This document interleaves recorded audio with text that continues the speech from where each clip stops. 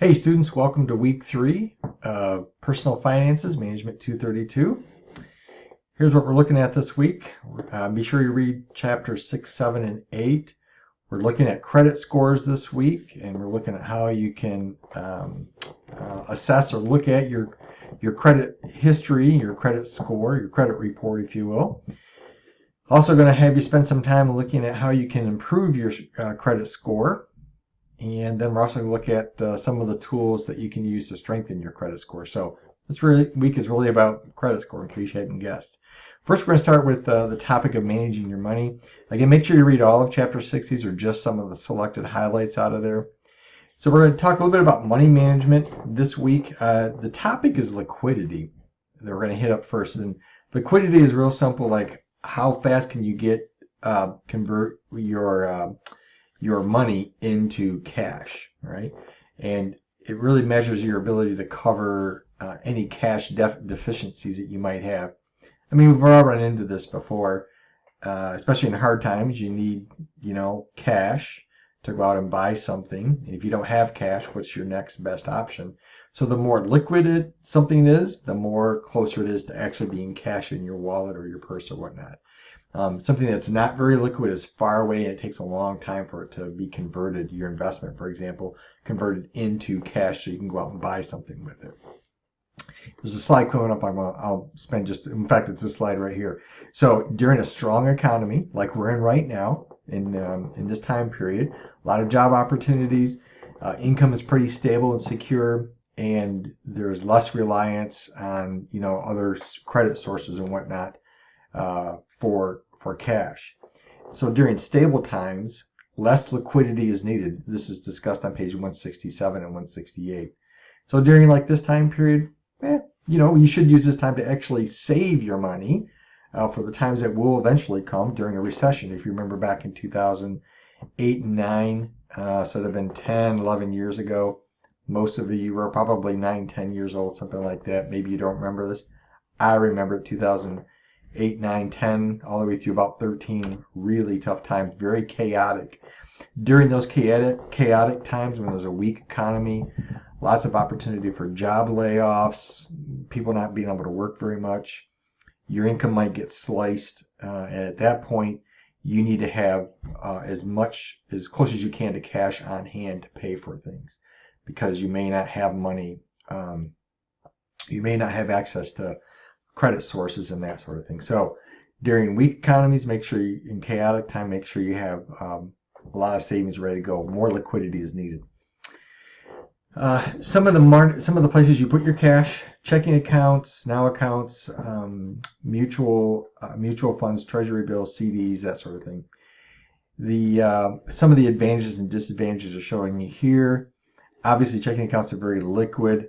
Generally speaking, the longer you have something committed to, like into an asset account of some sort, or maybe like a retirement account. The disadvantage is it's locked away for a while, not very liquid. You can't get to it, but you earn more interest. So the nice little chart here is showing you that. So liquidity versus return.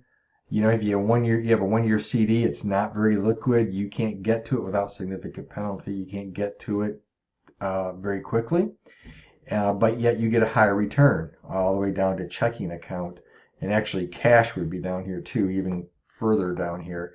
Cash is very liquid, but if you just take your money and put it underneath your mattress, for example, you're not getting any return on it. Checking accounts nowadays, not very good either at returns as well. So, all right, let's take a quick look at Chapter 7 about credit score and that sort of thing. So there's different types of credit that's available. These are not going to be a surprise to you. There's non-installment credits, like maybe you're given a certain amount of credit to use during a 30-day time period, no interest, that sort of thing. Some department stores have these sorts of things. I see them less and less now than maybe before. Installment credits, I do see this more, like if you go to a furniture store, you might be provided for a very specific kind of purchase enough credit to make that purchase, but then it's also with interest and you have to pay it back in a certain time period. Credit cards are of this nature, these revolving open-ended credit, and they're up to a maximum amount of money, and it's based on your history, your work, your credit history, your income, and that sort of thing. And definitely interest is charged each month on the remaining balance. So those are generally the three types of credit that we're talking about right now. When you think about those types of credits, using credit helps you build a credit score, eliminates the need to carry around cash in your wallet and writing checks and that sort of thing. The disadvantage, of course, is it can lead to excessive spending because you're not keeping track of it. It feels like free money, yay! It's not. It leads to accumulation of debt if you're not careful.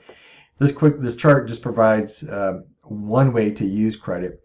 So think of the net cash inflows as back from chapter 1.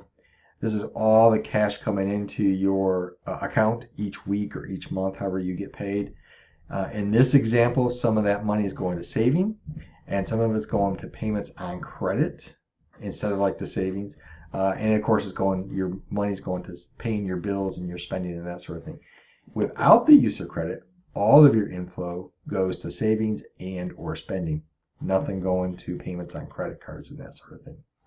Credit bureaus track your credit history, and there's 3 of them. There's Equifax, Experian, and TransUnion. I have an account with Experian, and it actually, there's a free version of Experian that you should go look for. Don't pay for these things. Most of your banks now, credit cards, if you have one, offer you an opportunity to have free accounts to these. So yeah, don't pay for them. They try to get you into that, and you can get free credit reports annually. Most of these 3, like I said, with a free account, you can get your credit score pretty regularly. Your credit score is based on what's called a FICO, or the Fair Isaac Corporation model. And it's on page 188. You can read some more about it, but it's called a FICO score. Most Americans, at least that have credit, are in this range right here, that 750 to 799.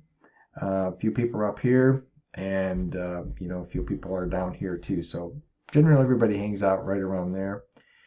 Credit bureaus themselves, they look at your credit report. They make sure, what you should do is what I should say is you need to look at your credit report a couple times a year. I look at mine about every month just to make sure there's nothing, like I didn't take out a loan I didn't know about, which can happen. All right. In fact, I get notice if there's an account open up in my name, the Experian sends me a text that says, hey, you open up a new account, or whatever the case would be. So make sure your report is accurate, review the types of information that's on there, and see, there's also suggestions on most of those credit agencies, credit reporting agencies on the credit bureaus.